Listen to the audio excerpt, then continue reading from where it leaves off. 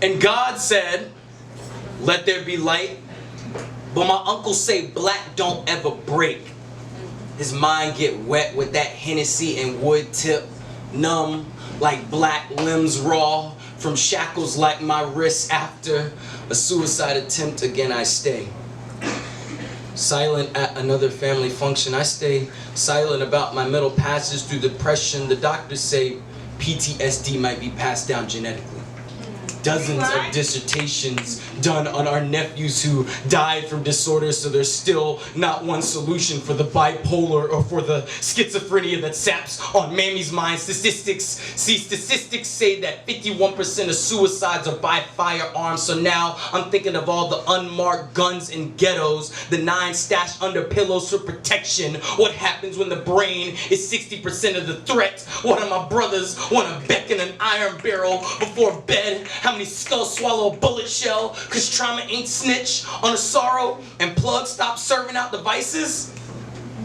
Now a daughter must discover the dead junkie in daddy's bed. Well, grandma said God made black women to be water, wellspring, wise mother. Sometimes we drown them under their depression. Sometimes we let society sink them, and yet we always expect them to be life preservers. Per my pain, my sister says, tell me a secret. I say I go to therapy.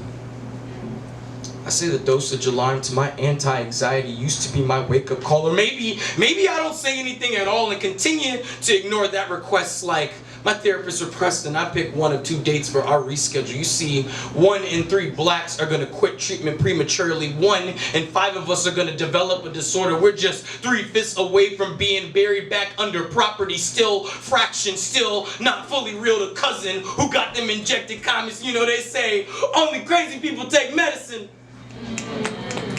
Well, no wonder these Xannies and Perkies out here populating our streets. We still stigmatized by our granddads, the deacons, who say that depression is a devil, and the devil can only be invited. So basically my depression is a guest of honor.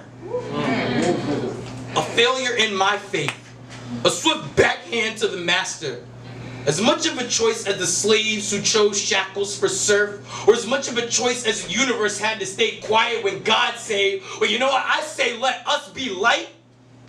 I say blacks are blessed to be touched by that raw divinity. I say it so no more 6-year-olds be a lamb or a martyr to a mental illness. I say it so no more black necks sway from broken branches like rubber tires swing. I say it so no more signatures and suicide notes be needed. I say it because nothing was ever created by staying silent.